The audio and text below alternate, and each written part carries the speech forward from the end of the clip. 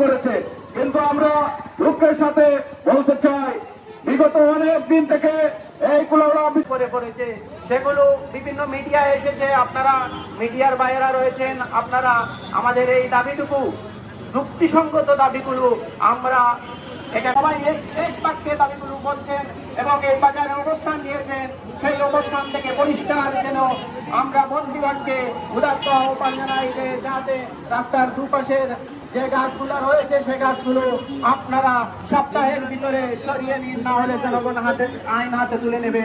প্রিয় বন্ধুগণ, এখানে কষ্ট করে ব্রাহ্মণবাজারের বিভিন্ন স্থান থেকে, ব্রাহ্মণবাজার ছাড়াও কুলাউড়া সাংবাদিক ভাইয়েরা এসেছেন, বিভিন্ন প্রিন্ট এবং ইলেকট্রনিক মিডিয়ার বাইরে এসেছেন। সবাইকে আমি আমার ব্যক্তিগত পক্ষ থেকে এবং ব্রাহ্মণবাজারবাসীর পক্ষ থেকে কৃতজ্ঞতা এবং অভিনন্দন। আমাদের বৌদ্ধিক আন্দোলন করে কিরকম দাবি আদায় করতে হয়, তাই আমাদের সকলের প্রতি আহ্বান জানাই, আমাদেরকে সামনে যে আন্দোলন আসবে, আমাদের নেতৃবৃন্দ যে নির্দেশনাকে রাস্তার থেকে সরে ফেলবো, তাই এখনো আপনাদের প্রতি আকুল আহ্বান রেখে আমার বক্তব্য সংক্ষিপ্ত বক্তব্য শেষ করছি। কুলাউড়া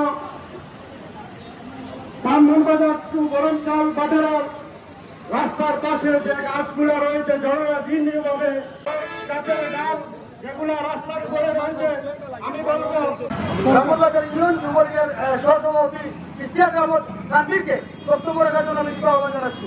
বলবো, আজকে যারা বলবেন গাছ পরিবেশের বন্ধু, আমি মানি গাছ পরিবেশের বন্ধু, কিন্তু নষ্ট গাছ যেগুলো মরে গেছে সেগুলো কিভাবে একটি ঐতিহ্যবাহী বাজার, যে ব্রাহ্মণবাজার থেকে কুলাউড়া উপজেলায় সরকার যে রাজস্ব আয় করে থাকে, সর্বোচ্চ রাজস্ব প্রতিনিধি রয়েছে, তারা ঊর্ধ্বতন কর্মকর্তাদেরকে ফোন দিলে তারা মানুষের পক্ষ থেকে দল মত নির্বিশেষে আমরা তাদের পথে হুঁশিয়ারি উচ্চারণ করে বলতে চাই, এই ব্রাহ্মণবাজারের মানুষ আপনাদেরকে কিভাবে সাহায্য করতে হয় সেটা জানে, কিন্তু ব্রাহ্মণবাজারের মানুষ গাছগুলোকে অজুহাত না বাড়িয়ে বন বিভাগের সাথে সমন্বয় করে আপনারা ব্রাহ্মণবাজারে নিরবিচ্ছিন্ন ভাবে বিদ্যুৎ সরবরাহের ব্যবস্থা করুন।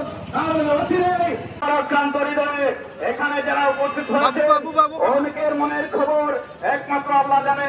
আমাদের অত্যন্ত অভিমান করুন তরুণ ব্যবসায়ী প্রজা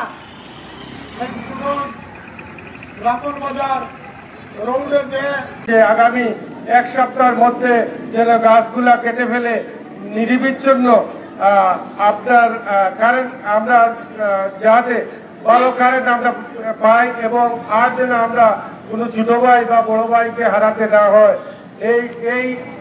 এই কথাটুকু বলতেছি। এবং পরিশেষে দুই একটা কথা বলতে চাই, আপনারা অবশ্যই গাছগুলা অতি সত্তর ব্রাহ্মণবাজারের ভিতরে যে গাছগুলো আছে অতি সত্তর কেটে ফেলবেন ঈদের আগে, নতুবা ঈদের পর কিন্তু আমরা জনগণ আর ঘরে বসে থাকতে পারবো না।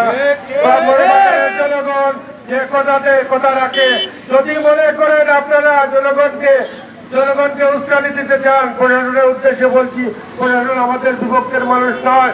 তারপরে বলছি আপনারা যেহেতু আগামী এক সপ্তাহের মধ্যে যদি না কাটেন, তাহলে আমরা জনগণ আমরা ঐক্যবদ্ধ হয়ে কিভাবে কি করতে হয় তা আমরা ব্রাহ্মণবাজারবাসী জানি।